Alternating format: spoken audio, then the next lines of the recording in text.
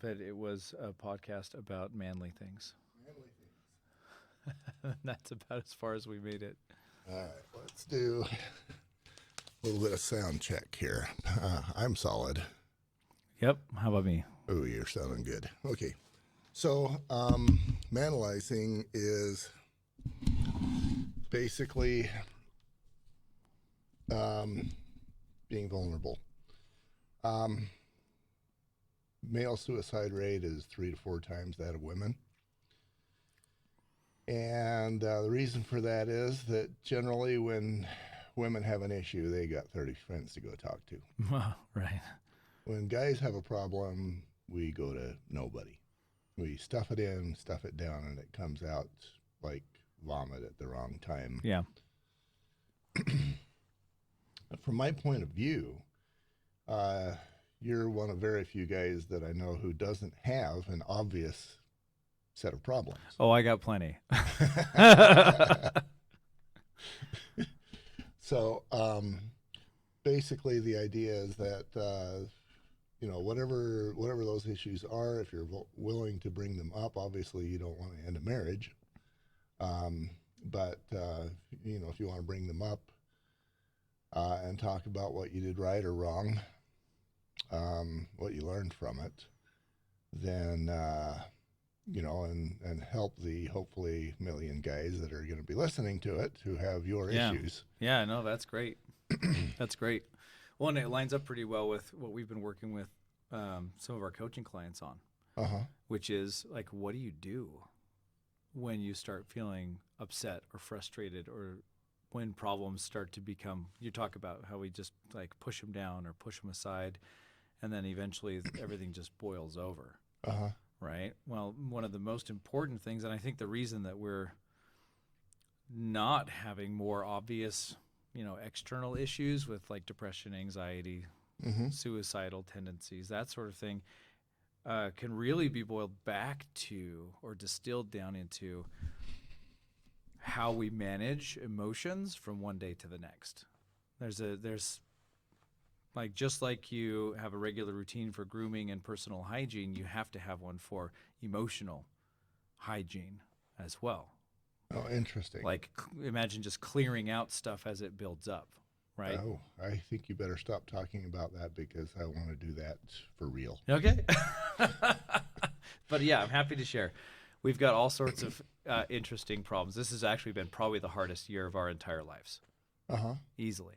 And but the hard things don't necessarily go away, but your ability to manage them and still function as a human being and have joy while these hard things are happening really comes down to, like, what am I focused on? And then just very aggressively, routinely cleaning out all the trash that blows in from everywhere.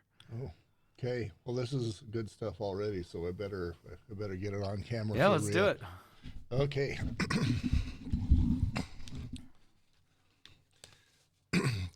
So welcome to Manalizing, and all of a sudden my voice is gravel. Welcome back to Manalizing. In this episode, we have Aaron Shields. This guy, if I had a friend, Aaron, who in college, he was the one guy who was athletic, he was good looking, he was smart, he always got the A's. We all hated him. His name was Dave Jorgensen, and Dave, someday, somehow, somewhere, if you're listening to this, we still hate you. So, Aaron, you're Dave Jorgensen. Nice. It was to the point where I would explain to him, he would miss a class, and I would explain to him what my notes were, and then we'd go take the test, and he'd get a better score on the test than me. Yeah, he was that guy. Nice. So from my point of view, and I'm sure you'll correct me here, but you're the guy who's got the job. You make a few nickels every month and year, and you know who you are. You're you're in a nice home. You've got a family that works. And from outward appearances, life is great for you. Now, you're going to argue with me, and that's kind of what this is all about. But before we get into all the down and dirty, let's just get you introduced. Yeah, sure. So, where'd you grow up? What was life like when you were I don't know, 5, 10. Yeah. Well, I grew up in a very rural town. My dad loves kids, loves people, and he dedicated most of his life to teaching them and influencing them in different ways. So he's taught school as a school teacher for around 30 years, and then actually just recently changed tack and went back to school and got a couple of degrees and became a speech pathologist. So now he's helping kids actually speak better.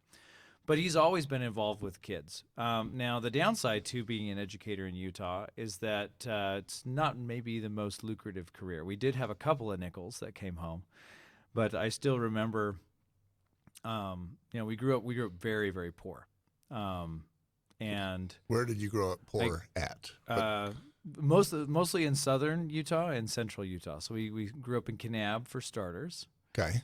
And then when I was about 14, 15 years old, we moved to Fillmore, Utah. So rural places, a great place to grow up if you're. Yeah, I was going to say thriving metropolis. Yeah, exactly. What was growing up in? You said Kanab. Kanab, yeah. What was growing up in Kanab like? Oh, I spent most of my time outside. Okay. So I'd wander around with my buddies. We'd hike, we'd ride bikes, we'd build forts. It was kind of in my mind, it was kind of a paradise for a kid. Uh-huh. To go just wander off and do whatever you wanted to do, and then come home in time for dinner and rinse and repeat. Oh yeah, that's one of those blessed lives when mom sends you out sometime in the morning. You play wherever you play, and then you come home in time for dinner. Yeah.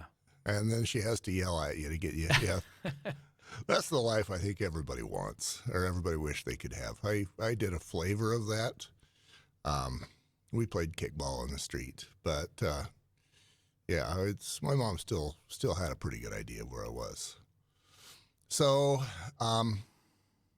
what did you learn from being a kid? How did that shape you?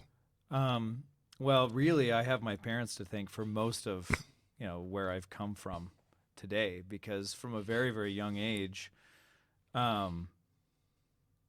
taught me really two things, right? Number one was you can do anything you want as long as you're willing to put the work in. Okay. Right. So when it came down to things like, shopping for school clothes, or even more important things like how are you going to go to college? Mm-hmm. Right. It wasn't all they were never like, well, you're not cut out for that, or our situation financially, we're just not going to be able to help you with that. Instead, what they would say is, anything you want to be, anything you want to do, you can do it as long as you're willing to put in that work. Give me an example of that in action. Okay, so as I'm starting to become a teenager, and looking at what I want to actually be when I grow up, I want to be a rocket scientist. Okay. From puppy age. Now, coming from a family where we were, it's not like they had already signed a ticket for me to go wherever I wanted, right? They weren't going to cover my schooling, my tuition. They weren't going to cover my housing or anything like that. But instead of saying like, well, you're totally on your own, what they said was, if you want this, you can have it. And here are the things that you're going to need to line up to make that happen, right? So school was important, grades were important, scholarships were important. And then they used the means that they did have, especially their social network, to be able to find place for me to stay while I was going to school for free, and stuff like that. But the whole time, the underlying message was, hey, don't let any of that stop you. Just look like you can do anything you want to do. Just make sure that you line up and put the work in to get from where you are to where you want to be. And how have you used that lesson since that time in your life? Well, I think it instilled in me a lot of confidence to just say, yeah, I can be whoever I need to be, or whoever I want to be in a given moment. And so my career has been really interesting. I did reach my childhood dreams. I went to school on scholarships, and was immediately recruited even before I graduated to work on NASA projects. I got recruited by the Department of Defense, and I was doing the rocket scientist stuff. Mm-hmm. even before I was all the way graduated. And then my career sort of pivoted, and I moved from that government to aerospace industry work into software, and then from software into coaching, right? So now I'm a personal connection coach. Connection coach. Mm-hmm. That's a subject we need to cover. We do, yeah. It's a really, really exciting thing, and really my favorite thing so far. But all of those transitions were possible because I wasn't afraid of failing or not being up for it or not being able to make the cut, because I knew that, okay, here's what it's going to take to be successful here. So I just need to acquire these skills and do this work, and it'll happen. Yeah, I have a special place in my heart for that word connection right now. That's the book I'm reading on Audible right now, and it's one of the things that makes a good interviewer, for example, and it's the difference between, in my case, between my first marriage and my second. My first wife did not tell me, she and I had connection issues, but what her thing was, you're an engineer, be an engineer, do what you know how to do. Don't reach out. Don't, if you want to do diving, if you want to do podcasting, if you want to sing, you're an engineer. Be an engineer. Difference between her and Julie, awesome wife number 2, is that she goes, yeah, if you want a studio in the basement, if you want to spend a few thousand on equipment, go for it. It's your passion. Yeah. And that buys connection, that buys appreciation. Sure. So I'm there with you. Connection coach, that's cool. Well, and kudos to Julie too, because a lot of times we try to see life as just a road from point A to point B. Uh-huh. And so you have a lot of people saying exactly what you were mentioning, like, nope, stay in your lane, right? Stay in your lane. But the truth is that life isn't just a road from point A to point B. It's more like this amazing field or this amazing topography, and there are trails all over the place, but you don't have to just stay on one specific trail or a trail at all, right?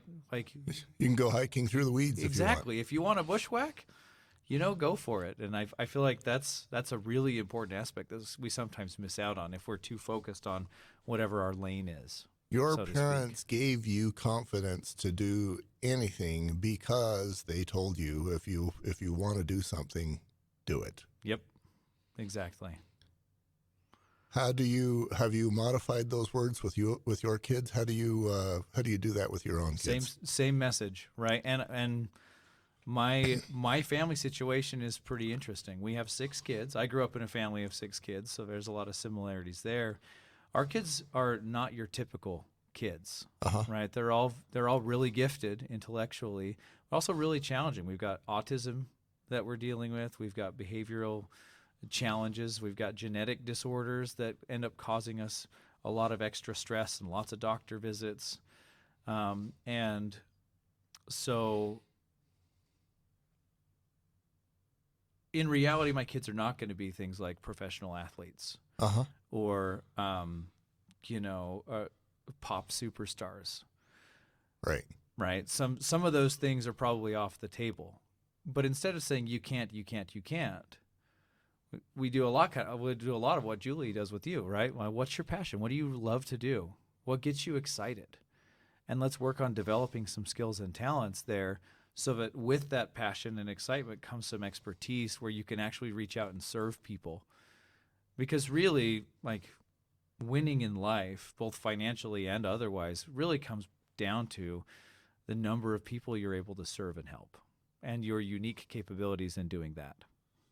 I think I would like you to restate that. Winning in life comes down to the number of people you can serve. Yep. Say that again and give me an example of how you've used that. Yeah, well, so to restate, like, winning in life, let's see if I can remember, is all about the number of people you can serve and help and the specific skills you develop to be able to do that in a unique way. Okay, this time you said specific skills. So now, what specific skills? I know that you are you're an incredible musician. You know, your family just did a band event, and your family, your extended family, your family, they're all insanely gifted as well. Yeah. But what I saw was that you're experienced enough as a musician, you're gifted enough as a musician to carry them. You ran the guitar, or the guitar, the harmonica, and you did vocals, all for one song. Is this the kind of thing you're talking about? Having additional skill sets so that you can serve, or Well, sure. So that music is a great example, right? Because it's not just do I have the ability to sing or play a musical instrument or anything like that. It's more about I think the reason that was able to work, right? We go from 0 to 5 weeks later, we play an entire set, rock and roll set for our neighborhood. It actually came down to a very different set of skills, of which the music was only one part, right? So think about the amount of organization involved, just the expertise that I've developed over years as a gigging musician to know how long does it take to set up, what kind of equipment are we going to need, how do we arrange ourselves in a way that is going to be visually pleasing but also help us to stay together as a group, right? And so that type of expertise that I've developed, but also like huge kudos to my father-in-law Nathan, who again, like 30 years as a gigging musician, you learn some tricks, right? So the talent is there, but also the experience and expertise to put together something that ends up feeling very, very, professional, very exciting and enjoyable for people. I helped take down the wiring, and I'm like, just knowing how many wires you got to have, of which variety and how long each needs to be. You've got what are the XLR cables? Oh yeah, we've got a whole bags dedicated to just cables that go from one place to another. And an XLR cable isn't just an XLR. There's 3-foot cables, which sometimes you need, and sometimes you need 30-foot cables. What's hard? What's been hard for you? Well, life in general is hard, right? It's designed for us to, life, whether you're religious or not, life exposes all of your weaknesses to you on a regular basis.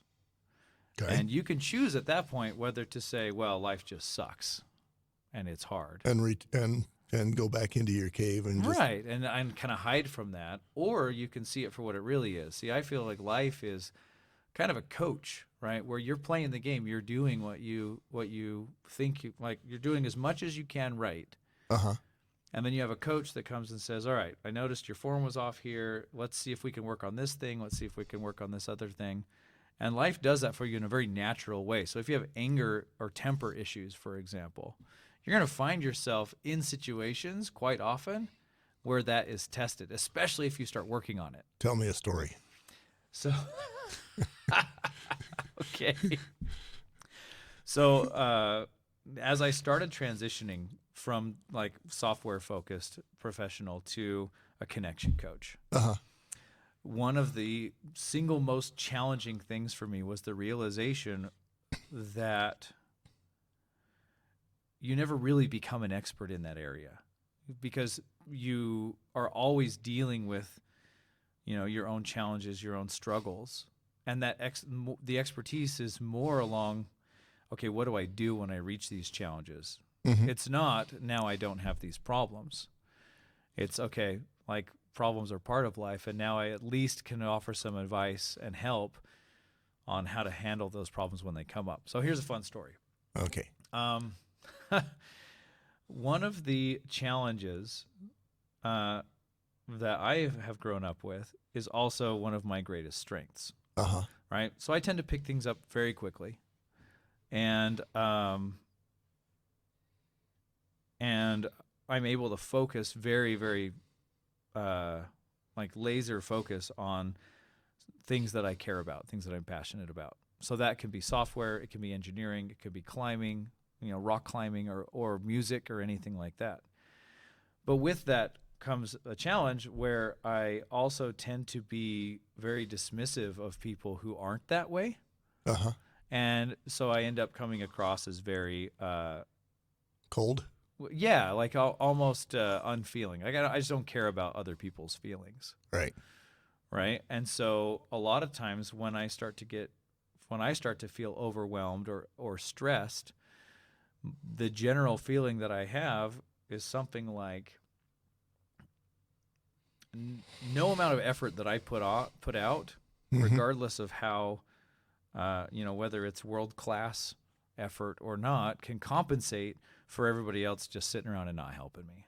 So I still struggle with feelings of feeling lonely or isolated or unsupported in the things that I care about, quite simply because no one else is as crazy about that thing Uh-huh. as I am. I'm putting perhaps two and two together. I saw you lifting a fairly heavy load with the band. You were obviously the experienced one who was running a lot and making sure that everybody else was covered. It kind of reminds me of when I was playing Frisbee back in the day. Yeah. Yeah, because if we were losing, I was like, I've been putting in 100%, but I think I need to go to 110 because we're losing. Mm-hmm. I think there's some leadership lessons in there somewhere. But what are your thoughts? So when you go to that place, do you actually go to we're losing, I need to do more?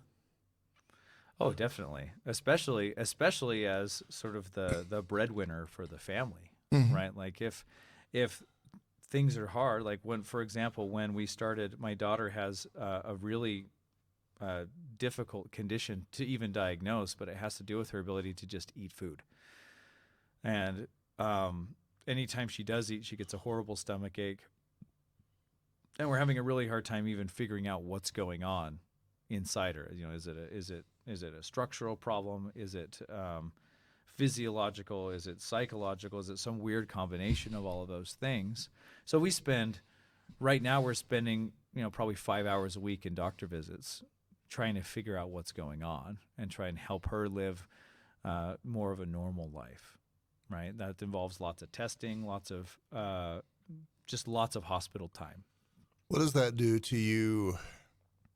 What does that do to your insides when you're dealing with this? Are you treating this like an engineering problem, like I would probably do? Or what does it do to you? Yeah, I mean, there's definitely some methodology there from the engineering side. We're going to eliminate some things. We're going to rule things out. And I do feel like the doctors are doing a good job of that.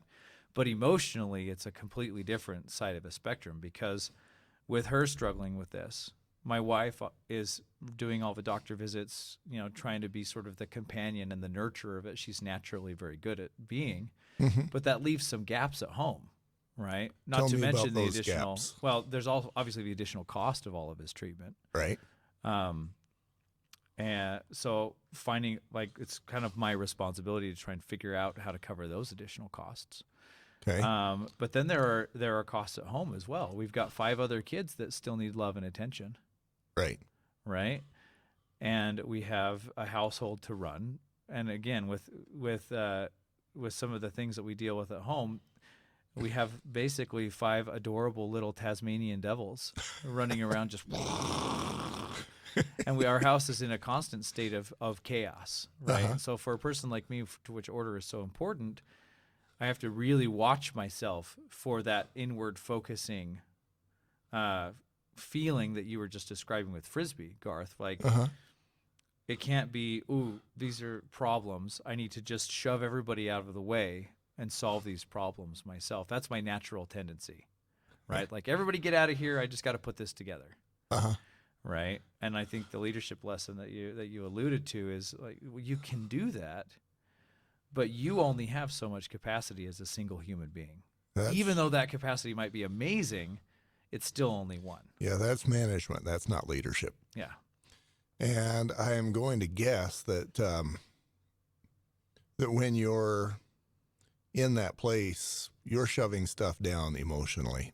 What does that feel like? Yeah. Okay. This is a really great thing to talk about because I feel like it's one of the core, like foundational things about connection coaching that is super important. Because the truth is that all of us, myself included, have a tendency in that moment to either shove down that emotion, suppress it to try and get something done. Right. Right. Or we explode. Yeah. Right. And I'm going to suggest that's the same thing. Yeah. Yeah. Because what happens is you shove it down enough and it just doesn't fit anymore. Right. Right. And so you have this negativity and all this sort of emotional clutter that you've been trying to compact. And pretty soon it just overflows and you end up just spilling out on whoever's around you, usually the people that you care about the most. Yeah. The ones that least deserve it and most need something other than that. Yeah, exactly. So because that's a natural tendency, it's something that we have to be very intentional about managing. Just like it's natural for us to get dirty and sweaty and gross physically as the day goes on, we need to actively manage that, right? So we shower, we bathe, we groom ourselves, right? And we know that leads to a healthier, happier, less smelly life. Less smelly. Less smelly life. So showering, we get dirty. All of us men can identify with getting dirty. Yeah. And but then there's the showering concept. Yeah. Rather than, and I'm thinking of the trash compactor that just compacts and packs and compacts until it can't do it anymore, and then it breaks. Yeah. Well, the fundamental truth underneath all of that, Garth, is that at some point it's got to come out. And we get to decide at what point that comes out and in what ways.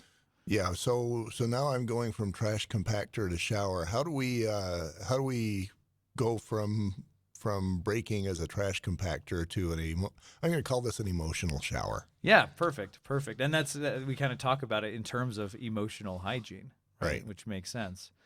And the truth is that, like, you'll have experiences through life. Like, again, life will show you exactly, it'll poke on all of those parts of you that are soft and expose those things, right? And with those come very naturally feelings of inadequacy, feelings of frustration, feelings of just wishing that things were different, right? And then feeling trapped because they're not. Right. So if you imagine that emotional buildup the same way you would dirt or sweat or anything else, like, it's very important to regularly just get rid of cleanse those. You're just going to wash them out of your soul, right? And I'm going to ask you in a minute about what an emotional cleanse or a shower might mean to you, but I'm gonna paint the picture a little better. So one of the guys that I interviewed, Todd Nielsen, good dude. He's a man's man. He's got a man's body. He's got a man's. He can talk to you about knives and guns. He teaches guns. He teaches self-protection. You look at him and you go, there's a dude who I wouldn't even want to consider taking him on, even if I had a whole bunch of weapons and he had none. He's that guy. Yeah. And he talked about and he's a retired cop. He talked about one day when he came home having liberated a bunch of 6-year-olds who'd just been raped. Wow. And among other things that he did, he was involved from the cop side in human trafficking. And so he comes home and he tells his wife, "I just did this." And she goes, "Wow, that's too much for me." I can't blame her. Yeah. That's a lot. And so then he turns to his next best friend, and that was Jack Daniels. And turns out, to perhaps no one's surprise, that Jack's not a very good best friend. Right. But he didn't allow himself anybody else to talk to. There was the wife, there's Jack Daniels, and then there's nobody else. Yeah. So now let's go back to that question. And let's say that you're actually the coach for Todd, and the scenario could be any one of 1,000 stories that are similar. Sure. We don't allow ourselves, we think about the wife, but sometimes we don't want to admit it to the wife. Maybe she's the problem. Maybe we think she's the problem. Maybe. But how do we cleanse ourselves of the emotional baggage? Yeah, well, having a coach in the first place is definitely the first step. And that can be an official, a life coach or a connection coach like me. It could be just somebody else that's in your corner, a therapist or other professional that's trained to help you process emotion. Because that's really what we need to do, is just process it, get it through you and out of you, right?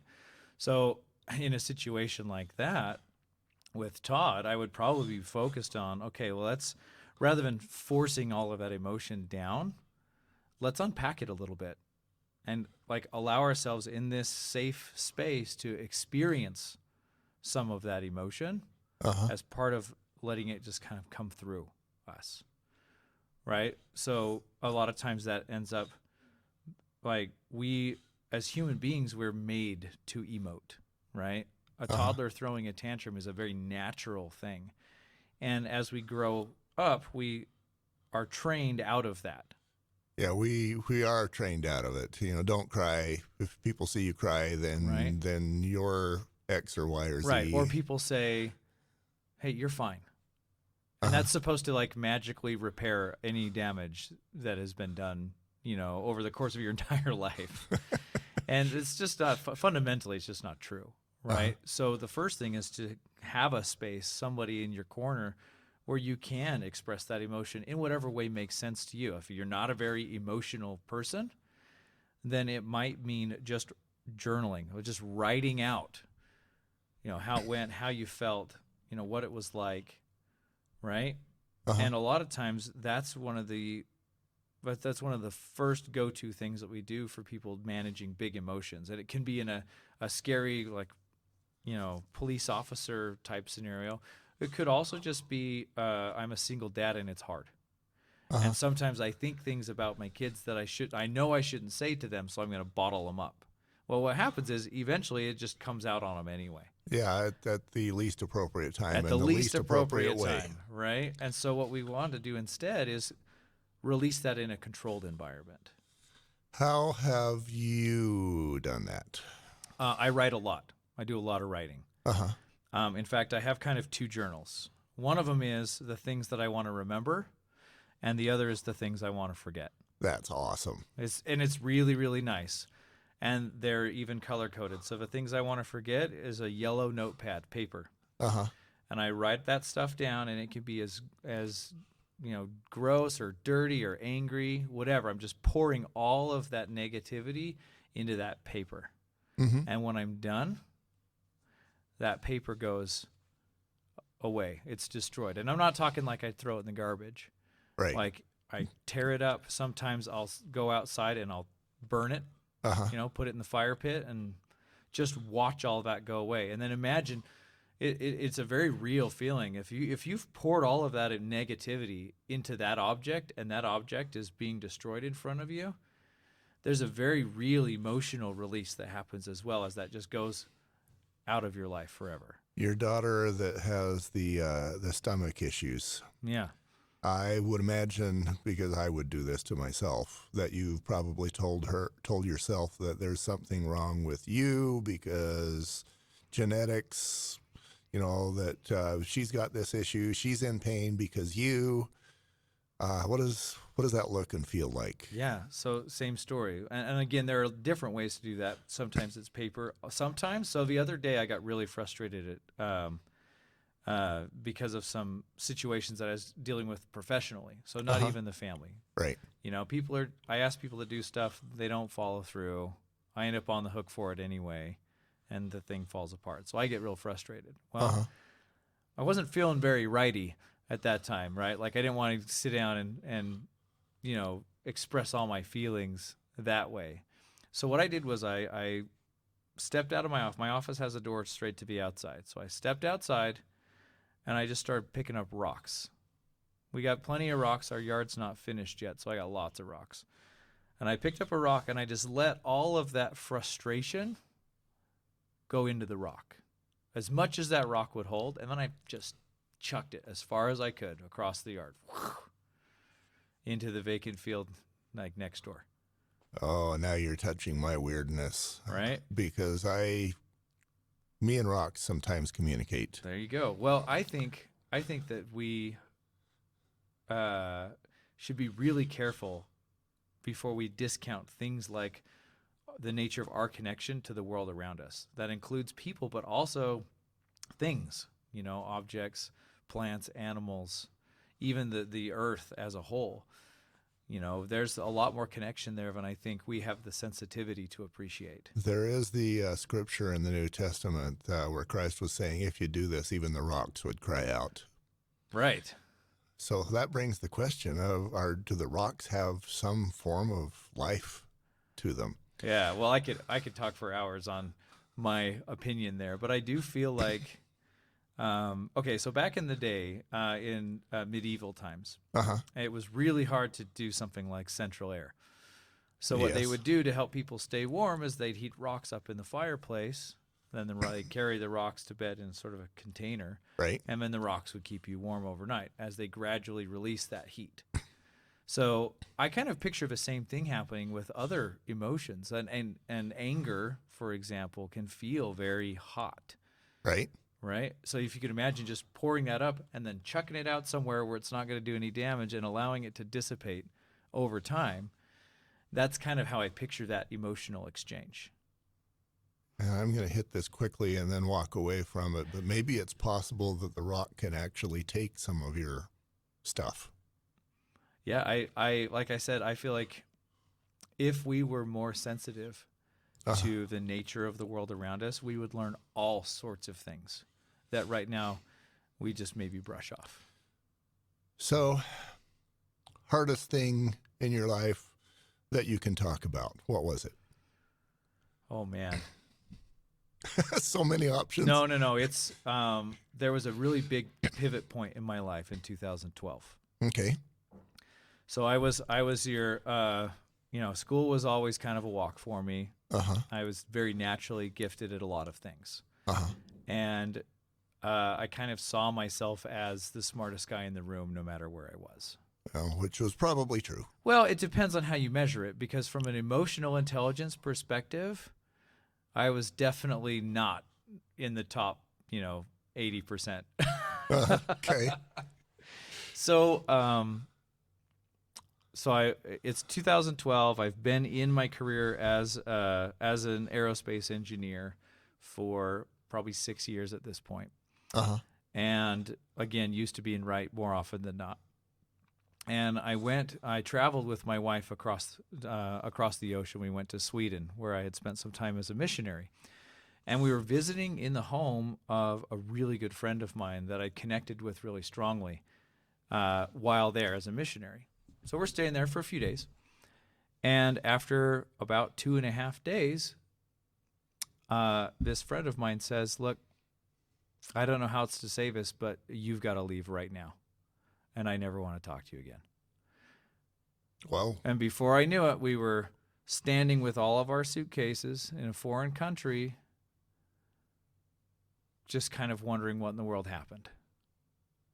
Yeah. So not just like I had some minor disagreement, but I had just been expelled from this home, thrown out of this person's home that I really cared about. I had no idea why. And I had no way of asking, because from that point on, the communication line was cut. Was gone. So for being such a smart person, I was completely blindsided by this. And that started sort of this journey that's led me to connection coaching, because what I realized was I was completely ignoring all of the needs and feelings of that person, because that was just kind of how I did things. And because this person was a little bit introverted as well, there was no communication happening at all before the big explosion. Yeah. And at that point, it was too late to do anything. And he'd stuffed it down. Exactly. And that happens in marriages too. We stuff it down until the marriage blows up as well. Yeah, exactly. And at that point, it's kind of, a lot of times it's beyond repair or considered to be beyond repair. And so that opened up a huge hole in my life where I realized that for as much as I knew about science and physics and engineering and things like propellants and the way that engines worked and all of this stuff that I thought was so cool, I had no idea how a person worked emotionally. Interesting. And that was the biggest blind spot of my entire life. And I think he had the same holes that all of us men have. Rather than say, ouch, that hurts, he's going to stuff it down until it comes out badly.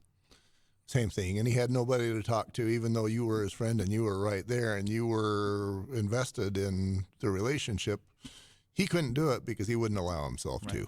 Well, and more importantly, like, I wasn't trained to even see any of those signals.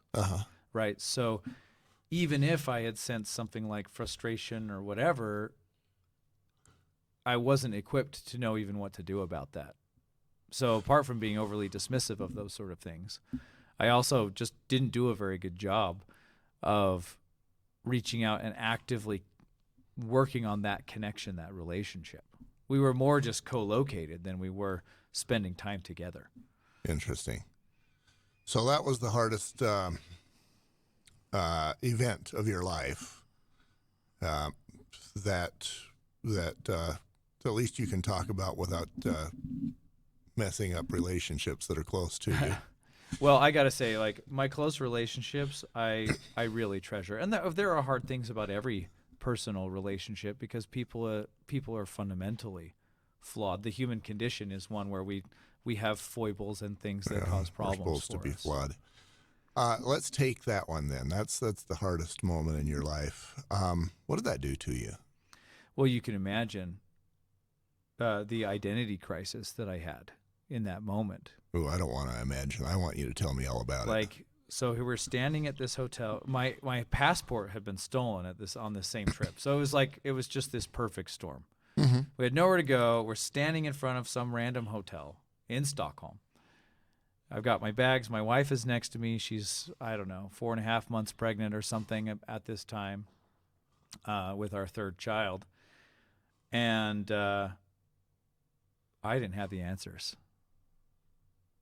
Yeah. I had no idea what to do. You were probably 20-something, and 20-somethings, so many of us, all of us, myself included when I was 20-something, we think we're awesome, we have the answers, and that life should bow to us.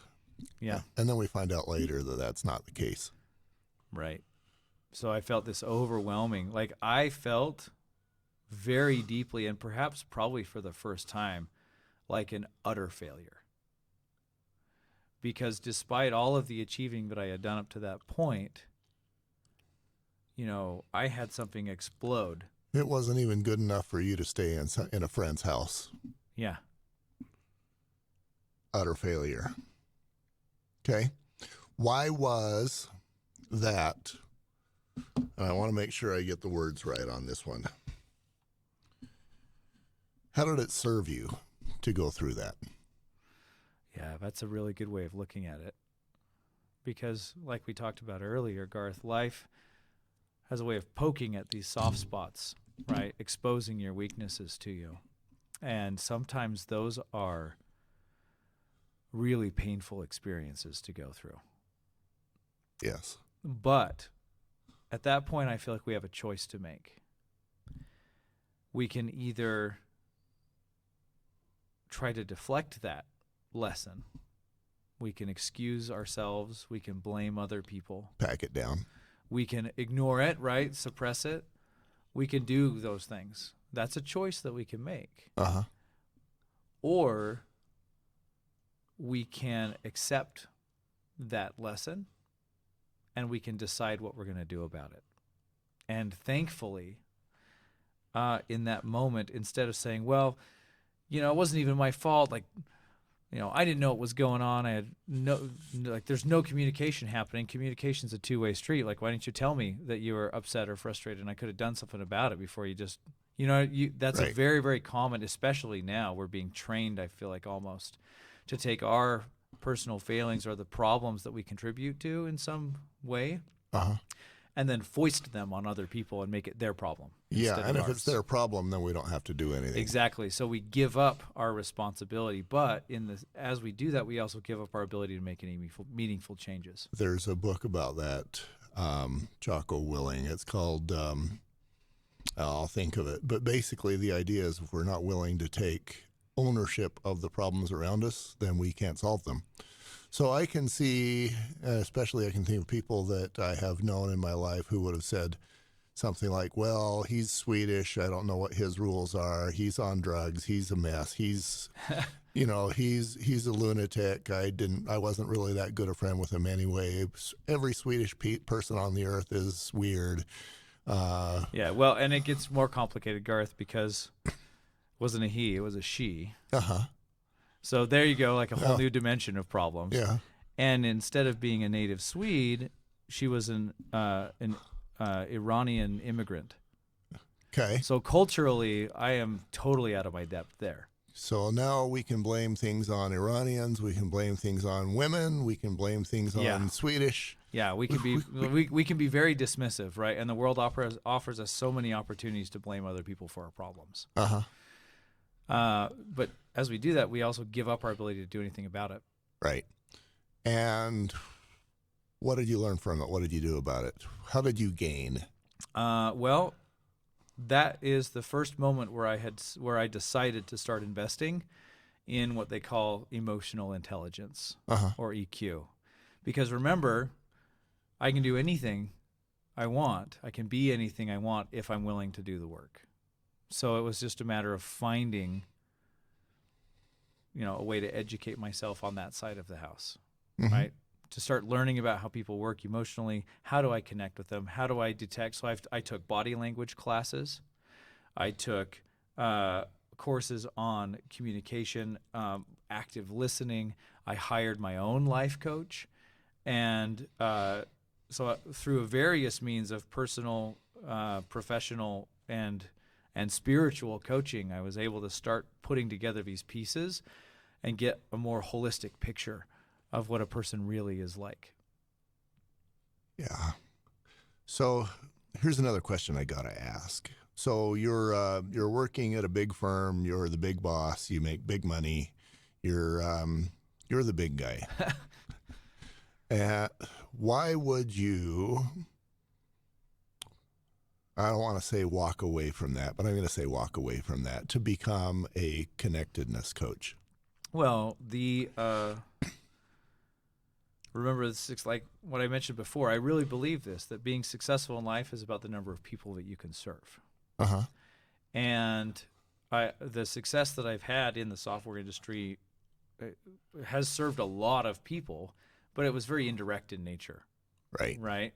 Sort of behind the curtain, several layers back, producing this really intelligent software that ultimately does some services to people. But there's nothing like sitting down knee to knee with somebody or in a big group of people and helping them firsthand, right? Making real meaningful experiences that change the way they think about themselves and the way they think about the world. And to me, there's no greater feeling than coming out of a coaching session like that, where someone has just had, or many people have just had, a big breakthrough and see the world in a completely different way now. That is awesome. In a way, it kind of reminds me of me. I can go out and, I can make a good chunk of money in a morning doing a structural inspection. And for the person that I did the inspection for, they're almost always very grateful. Sure. But I haven't really changed anybody's life. I just paid the bills that day. Yeah. And for me, sitting here talking to you, me and you and two microphones, this is this adds value because there's a dude somewhere in Tallahassee that's listening to you and he's saying, oh, I can do anything I want to do. And I am willing to pay the price. And maybe maybe even knows an Iranian from Sweden, and maybe things are rocky, and he can actually be the one that says, "Hey, let's do X. Let's do Yeah. let's talk. Let's be more." Yeah. Well, and there's definitely two sides of that as well, right? Because when we feel frustrated, I feel like it's really important, and maybe sort of the core message of this episode should be, hey, emotion is natural. You're not broken because you're frustrated or angry or depressed. There's not something wrong with you. That's part of the human condition. We just need to make sure that, just like a lot of other physical processes, we have special spaces designed to eliminate that to stuff. manage that. Yeah, I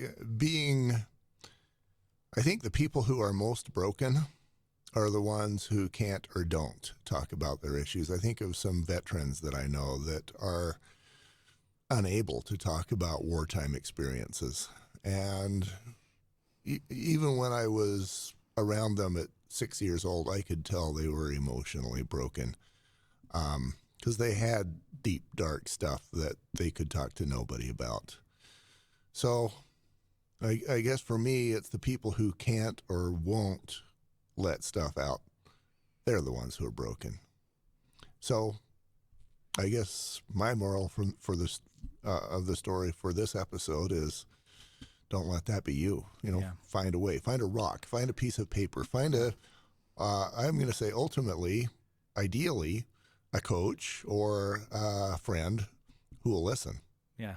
Well, and I would even urge caution there, because there's a difference between like processing an experience or versus just venting. We call it venting, but it's really just taking all of our problems and anger and frustration and dumping it on another human being. And we got to be careful there. If that person isn't trained to just pass that right along, then we might end up doing more harm than good. But individually, like I said, paper is great. Inanimate objects are great. Sometimes you just need to go out in the middle of nowhere and just have a good old-fashioned tantrum. I'm serious. Like, scream and shout. Scream, yell, say things, and a lot of times, I've helped people who have really deep-seated issues from childhood, and sometimes they've been victimized in some way. But the aggressor, the person who caused the damage, is no longer around. Right. So what do you do in situations like that? Well, I say you can still have your side of that conversation. Interesting. Right? So you can go somewhere and you can say the things that you need to say. If you'd rather write them, write the things you need to say. Go to his grave, go to the place, or you could even, I know people who believe that you can call a particular dead person forward so that you can scream and shout at them. Yeah, whatever that is, it's really important. Like there's not a lot you can do to change someone outside of yourself, especially if they're not willing to make any changes. But you own that half. You own your half of that relationship, and you have the ability, you have the power to process that, to make it part of your memories instead of part of your present. What's your website? Mountainsidementoring.com. Spell that for me. Mountainside, so mountain side mentoring. Okay. .com. .com. And you'll see my wife and I on there. She's a lot better at the connection coaching than I am. She's the natural gifted nurturer and connector. I'm the one that had to go to school to figure out how to do it. Yeah, well, that could have something to do with the fact that you're a dude, and that kind of stuff doesn't come natural. Thank you very much, Aaron. Any final parting words from you? Well, I would just pass on the same advice that my parents did to me. Whatever situation you are in life, whatever your current circumstances are, you have the ability to make changes. You can become whoever it is you want to become, as long as you're willing to put in the work. And I hope that I hope that you'll find somebody who can get in your corner and help you make real meaningful progress towards that person that you want to become. But you can do it. Thank you. All right. Awesome.